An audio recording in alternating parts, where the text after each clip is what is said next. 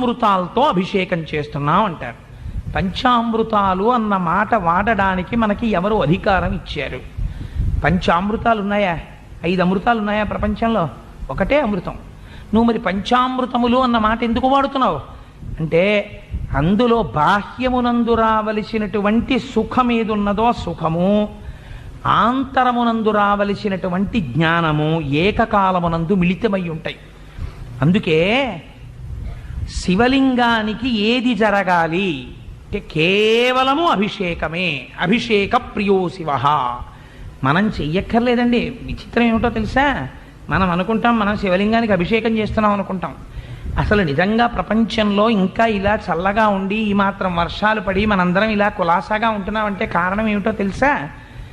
శివలింగానికి తనంత తానుగా ప్రతిరోజు అభిషేకం జరిగిపోతుంటుంది ఒక చోట. ఎక్కడో తెలుసా అండి? రుద్రాధ్యాయ ప్రారంభ